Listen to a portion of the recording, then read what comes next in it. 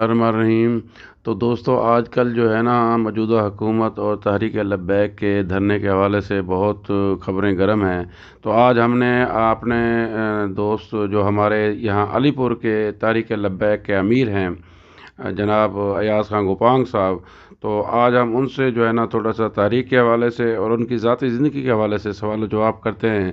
تو آئیں بغیر کسی ٹائم ضائع کے بغیر تو ملواتے ہیں ہم اپنے جو مقامی امیر ہیں تحصیل علی پور کے تحریک لبیک کے ایاز خان گوپانگ صاحب۔ تو ایاز خان گوپانگ صاحب، سب سے پہلے تو آپ اپنا مختصر تعارف اور تحریک میں شمولیت کے حوالے سے کچھ اپنے دوستوں کو بتائیں گے۔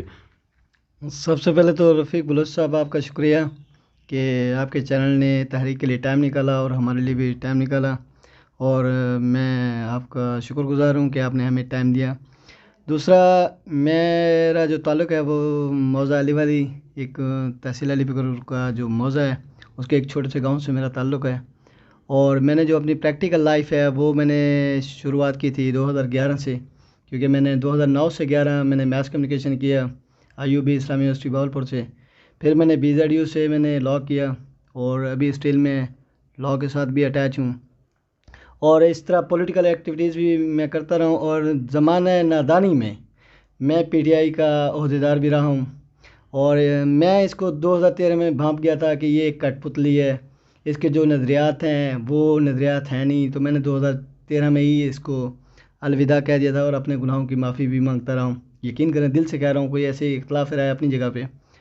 اور جہاں تک تحریک لبیک یا رسول اللہ صلی اللہ علیہ وسلم کی تعلق ہے، اس کے نظریات ایسے ہیں کہ اس کے نظریات سے کوئی ہٹ نہیں سکتا، اور اگر آپ 70 سال کی تاریخ اٹھا لیں تو 70 سال میں آپ نے دیکھا ہوگا جتنے بھی لیڈر آئے ہیں، عوام نکلی ہے، عوام نے سپورٹ کی ہے، لیکن انفارچونیٹلی وہ آئے ہیں اپنے مفادات لے کر چلے گئے ہیں، اور جو صحیح معنی میں جو لیڈرشپ ہے وہ مجھے بابا خادم حسین رضوی میں نظر آئی، جس سے میں متاثر ہوا ہوں تو فیض آباد والے دھرنے سے، کہ یار اتنا بڑا قائد ہو کر وہ عوام کے ساتھ نیچے لیٹا ہوا ہے، معذور بندہ ہے، اس کے باوجود بھی نیچے لیٹا ہوا ہے اور عوام کے ساتھ کھڑا ہے، لیکن میں ان کے ساتھ نہیں تھا۔ 2018 کا الیکشن میں نے PP 273 سے آزاد الیکشن لڑا ہوں، لیکن میری خواہش تھی، شاید اللہ کو قبول نہیں تھا، آج میں نے آزاد لڑنا تھا۔ پھر میں نے تحریک لبیک یا رسول اللہ کو جوائن کیا، کیونکہ ان کی قیادت جو ہے نا وہ مخلص ہے، عوام کے ساتھ ہے، دھوکے باز نہیں ہے، یعنی کہیں ان کو چیٹنگ نظر نہیں آئے گی، اور ہمیں بھی ہمیشہ یہی کہا گیا کہ آپ کارکنان کے ساتھ کارکنان کی طرح ہی رہیں گے، آپ یہ نہیں تصور کریں گے کہ بھی ہم لیڈر ہیں یا ایک جو یہاں مقام کی سیاست ہے، آپ پتہ ہے کال تک بھی نہیں اٹھاتے، فون تک بھی نہیں اٹھاتے، اور عوام ذلیل ہو رہی ہے۔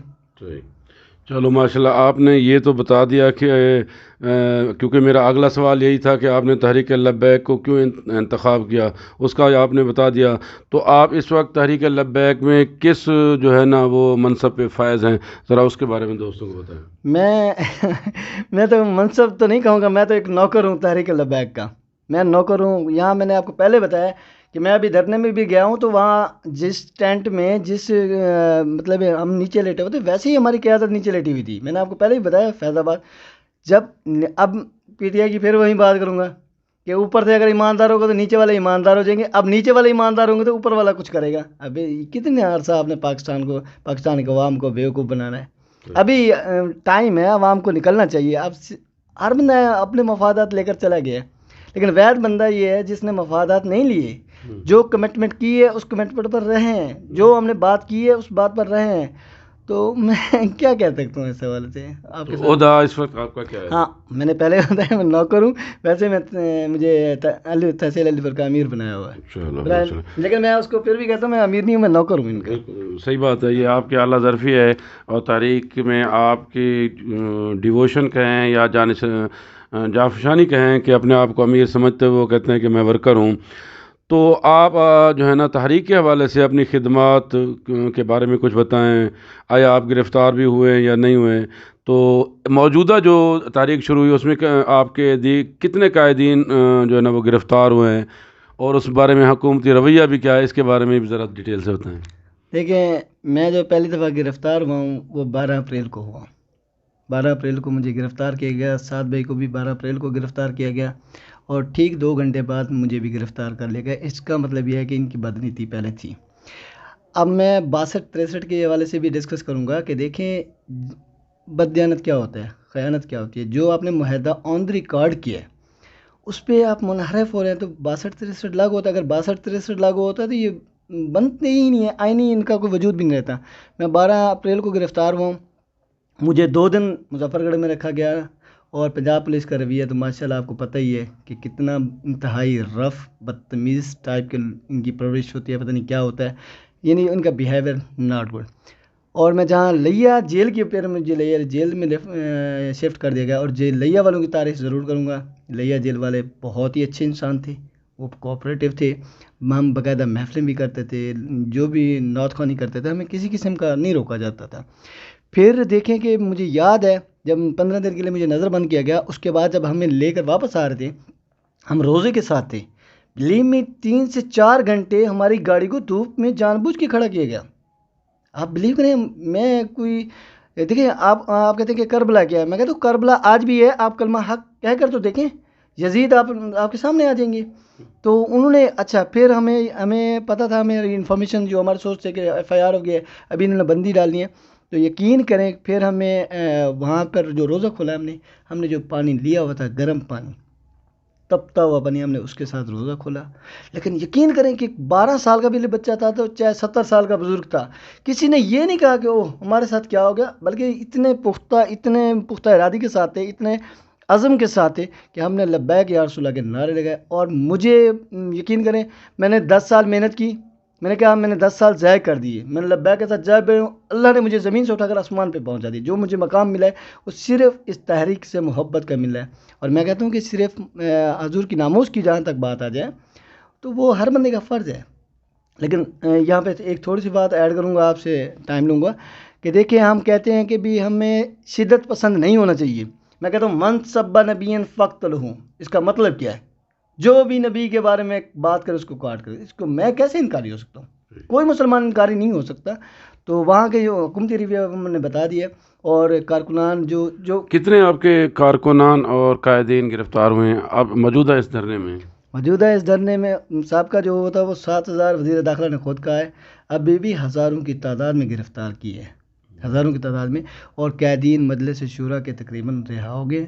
اور انشاءاللہ باقی جو ہیں آہستہ آہستہ رہا ہو رہے، اور انشاءاللہ قانونی پروسیجر کے ساتھ باقی بھی رہا ہو جائیں گے. ٹھیک. نہیں آپ نے صحیح کہا. ہر محکمے میں کچھ کالی بھیڑیں ہوتی ہیں. پنجاب پولیس میں بھی اچھے لوگ بھی ہیں اور جو کالی بھیڑیں وہ بھی ضرور موجود ہیں. یہ آپ نے بالکل ٹھیک کہا. تو اب آپ ذرا، کیونکہ آپ معاہدے کے بارے میں آئے ہیں، تو کچھ لوگوں کا اعتراض ہے کہ آپ فرانسیسی سفیر کو جو نکالنے کا مطالبہ کر رہے ہیں وہ ٹھیک نہیں ہے. اور کچھ دنوں سے یہ بھی خبریں آ رہی ہیں کہ آپ اس فرانسیسی مطالبے سے جو ہے نا وہ تحریک لبیک جو ہے نا وہ اس نے مطلب وہ واپس ہو گئی ہے، اس مطالبے سے دستبردار ہو گئی ہے. اس بارے میں آپ کا کیا خیال ہے؟ میں نے آپ کو پہلے بتایا کہ جس دن یہ قیدین نے خیانت کی اس دن ہم وڈرا کر لیں گے. میں خود ہی اعلان کر دوں گا کہ ان سے میرا کوئی تعلق نہیں. میں کہتا ہوں میرے جو قید ہے وہ خیانت نہیں کرنے والے. ہاں جہاں تک آپ نے سوال کیا کہ بھی یہ فرانسیسی سفیر کو نکالنے کا جو جواز ہے وہ غلط ہے، میں آپ کو بتا دیتا ہوں کہ ہمارا معاہدہ یہ تھا ہی نہیں نکالنے کا. ہمارا معاہدہ تھا، دیکھیں ایک جمہوری ملک ہے، ہمارا معاہدہ تھا کہ اس معاملے کو پارلیمنٹ میں ڈسکس کیا جائے. اگر پارلیمنٹ سمجھتا ہے کہ اس کو نکلنا چاہیے تو یقیناً نکلنا چاہیے. اس میں کسی کی دوسری رائے کیا پارلیمنٹ کی جو سپرمیسی ہے وہ کوئی نہیں چاہتا، ہر پاکستانی چاہتا ہے، وہ پاکستان کی ریپرزینٹر ہیں، نمائندے ہیں. تو ہم چاہتے ہیں اس سے ہمارا جو معاہدہ تھا. یہ فواد چودھری صاحب، میں صاحب کہہ کر بھی میں نے اپنے علیہ صاحب کے لفظ کو توہین کر دی ہے. اور شیخ رشید ہو گیا اور نور الحق کا قادری ہو گیا اور جو طاہر اشرفی ہے، ان ساروں نے غلط بیانی کی ہے کہ معاہدہ یہ ہوا ہے. معاہدہ یہ ہوا ہی نہیں ہے. ہم نے کہا کہ اچھا، یہ ویسے نام آگے میں نے یہ بھی پوچھنا تھا. اس کے بارے میں خبریں یہ آ رہی ہیں کہ فواد چودھری ہو گئے یا شیخ رشید ہو گیا یا نور الحق قادری صاحب ہو گئے یا طاہر اشرفی صاحب ہو گئے، اس کے بارے میں ٹی ایل پی کے جو ہے نا وہ تحفظات تھے. اور ایون کو جو مذاکراتی کمیٹی حکومت نے بنائی اس کے اوپر بھی آپ نے اعتراضات کیے. اور پھر کہتے ہیں کہ بنی گالہ میں جب ملاقات ہوئی علماء کرام کی، اس ملاقات سے بھی جو ہے نا وہ فواد چودھری اور طاہر اشرفی کو جو ہے نا وہ مطلب ہے اٹھا دیا گیا، نکال دیا گیا. تو یہ واقعی یہ تحفظات تھے؟ اگر تھے تو کیا کس قسم تھے؟ دیکھیں جو بھی ریاست کا مطلب ریاست سے اخلاص رکھتا ہے، ملک پاکستان سے اخلاص رکھتا ہے، ان سب کو اس سے اعتراض تھا. کیوں؟ میں آپ کو بتا رہا ہوں کہ جو ہمارا معاہدہ ہے، ہمارا معاہدہ ہے کہ پارلیمنٹ میں پیش کیا جائے، جبکہ وہ پریس کانفرنسز کر رہے ہیں، بتا رہے ہیں کہ یہ کہہ رہے ہیں فرانس کے سفیر کو نکالنے کا کہہ رہے ہیں۔ ہم نے کہا ہی نہیں ہے، ہمارا معاہدہ تھا کہ پارلیمنٹ میں ڈسکس کی جائے، پارلیمنٹ میں ڈسکس ہوگا، پارلیمنٹ کہے کہ تو اس کو نکال دیں گے، پارلیمنٹ کہتی ہے تو نہیں نکالیں، ہمیں کوئی اعتراض نہیں، ہم پارلیمنٹ کا جو فیصلہ آئے گا اس کو مانیں گے۔ تو یہ ملک میں افراتفری پھیلا رہے تھے، اور ملک میں کتنی شہادتیں ہوئی ہیں آپ کے سامنے، جو ملک کا نظام۔ اچھا چلو کہتے ہیں کہ ٹی ایل پی والوں نے روڈیں بلاک کر دیے، بھائی ہم تو لاہور میں بیٹھے ہوئے ہیں، آپ نے اسلام آباد بند کر دیا، آپ نے راول پنڈی بند کر دیا، آپ نے پورے ملتان سے لے کر یا جس اسلام آباد نہیں جانے دے رہے، اور آپ خندقیں کھود رہے تھے، خندقیں 12 فٹ چوڑی 12 فٹ لمبی۔ اب یار مذہب کا خیز ہے کہ دیواریں کھڑی کر رہے ہیں، کیسا مذہب کا خیز ہے؟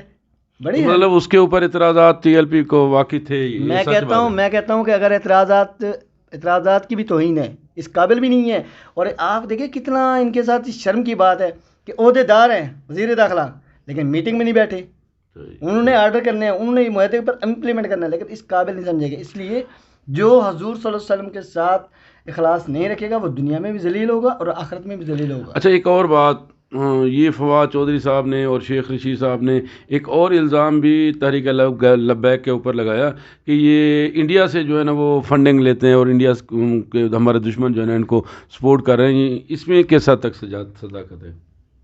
دیکھیں جب سات بجے سے کہا کہ آپ ایسے کر رہے ہیں، ان کو کہا گیا تھا پچھلے جو معاہدہ ہوا تھا 20 اپریل والا، اس سے کے بعد جو معاہدہ ہوا تھا تو اس پہ انہوں نے کہا کہ ہم قانونی پروسیجر کے ساتھ باہر آئیں گے، ہمیں آپ لوگوں کی رحم و کرم کی ضرورت نہیں ہے، ہم جوڈیشری پر مطلب ایک آئین پر بلیو رکھتے ہیں، یقین رکھتے ہیں۔ تو جہاں تک رہی اگر ان کے پاس ریکارڈ ہے، ہم اب بھی کہتے ہیں جس کی فنڈنگ ہو رہی ہے انڈیا سے یا کسی ملک دشمن عناصر سے، اس کے خلاف نہ صرف کارروائی ہونی چاہیے بلکہ آئین پاس کیا جائے کہ بھی ان کو سزائے موت دی جائے۔ تو جب یہ آئین پاس ہوا تو یہ خود نہیں بچیں گے، ان کا ریکارڈ دنیا کے سامنے ہے، ان کا ریکارڈ، یہ بھاگ جاتے ہیں، یہ جب ان کے اوپر وقت آتا ہے تو یہ یورپ میں بھاگ جاتے ہیں۔ بھائی ہم نے پیدا بھی یہاں ہوئے ہیں، ہماری قبریں بھی یہاں پر ہوں گی، ہم مریں گے بھی یہاں، ہم جئیں گے بھی یہاں، یہ ہمارا ملک ہے، ہمارے آباء و اجداد نے اس کے لیے قربانیاں دی ہیں۔ ان کا ایک بندہ، اچھا وہ فواد چودھری کا بیان آیا تھا کہ لبرل ثابت کر رہا تھا اس کو، قائد اعظم کو اور علامہ اقبال رحمۃ اللہ علیہ کو، جو اتنا بڑا شاعر تھا، اسلامی مفکر تھا، مشرق کا بہت بڑا شاعر تھا، اس کو لبرل بنا رہا ہے کہ وہ تو سگریٹیں پیتے تھے، وہ تو شراب، مطلب اس طرح کے لفظ استعمال کیے، میں نہیں کرنا چاہتا۔ تو یار کہاں، مطلب یہ وہ الزام آپ سمجھتے ہیں وہ غلط تھا، اس کی تحقیقات ہونی چاہیے؟ میں کہتا ہوں تحقیقات ہوں گی تو یہ خود پھنسیں گے، ہم کہتے ہیں ہم کب انکاری ہیں، ہم پاکستان۔ اچھا مجھے ایک بات بتائیں، ملیٹین کہہ رہے تھے، جی کہاں ان کو ملا اسلحہ؟